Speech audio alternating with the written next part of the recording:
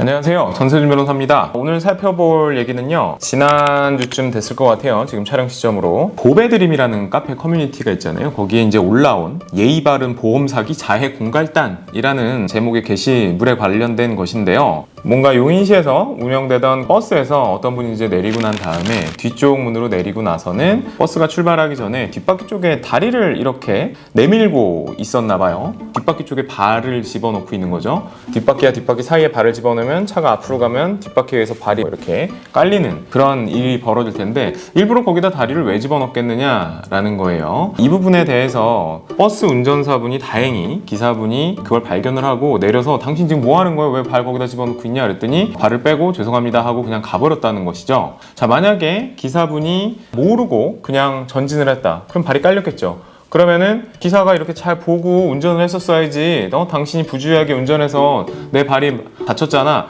라고 주장을 할 수도 있을 거잖아요. 그쵸? 그런 경우에 그게 일부러 넣은 것인지 아니면 우연치 않게 이렇게 뭔가 애매한 동작에 의해서 그것이 발이 깔린 것인지 그건 알 수가 없잖아요. 물론 블랙박스나 이런 걸로 CCTV를 가릴 수는 있겠죠. 근데 이런 일들 보통 어느 경우에도 있냐면 비단 버스뿐만 아니라 지나가다가 칼치기라고 해야 될까요? 사이드미러에 손목 툭 부딪혀갖고 손목 아프다고 킁거린다고 내지는 핸드폰을 들고 가면서 구형 핸드폰 같은 거 이미 망가진 핸드폰인 경우도 있대요. 그걸 가져가면서 차량 사이드미러에 손을 일부러 갖다 대는 거죠. 그래서 마치 차가 비좁은 골목에 지나가다가 자기를 친 것처럼 그렇게 외관을 형성시켜서 핸드폰 수리비 플러스 치료비 플러스 위자료 해갖고 현장에서 그냥 얼마 주시면 제가 신고 안 하고 그냥 서로 좋게 헤어지죠. 이렇게 진행하는 경우도 있다고 해요. 근데 더 가관인 거는 그렇게 사기를 치고 나서도 사실은 이게 사기가 아니라 공갈에 해당하거든요. 그렇게 공갈을 치고 나서도 나중에 나 이거 제대로 합의한 적 없고 그냥 도망가 버렸다는 식으로 그렇게 신고를 해서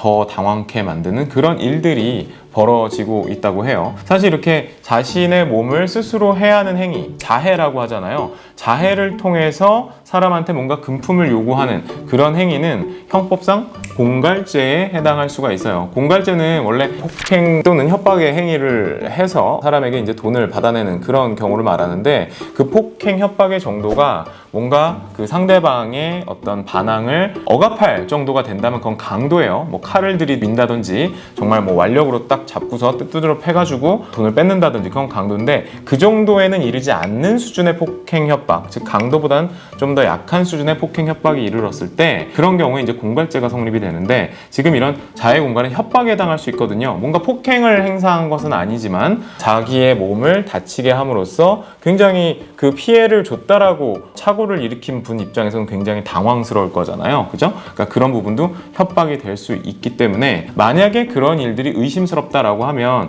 일단 거기서 바로 협의를 봐서 내가 돈을 주고 무마시키는 것보다는 경찰에 신고를 해서 CCTV를 가리시는 것이 더 바람직합니다. 간단하게 덮고 넘어가려고 하다가 나중에 더 크게 해를 입을 가능성도 있으니까요. 꼭 그 자리에서 합의 보기보다는 블랙박스나 CCTV나 이런 것들을 다 확인하고 경찰에 신고해서 내가 잘못했으면 잘못한 대로 처벌을 받거나 배상을 해주면 되는 일이잖아요. 그죠? 어차피 거기서 배상을 해주나 나중에 법대로 가서 배상을 해주나 어떤 큰 차이가 발생하지 않아요. 그러니까 꼭 신고를 하시라라는 말씀을 드립니다. 네, 오늘 시청해주신 여러분 대단히 감사합니다.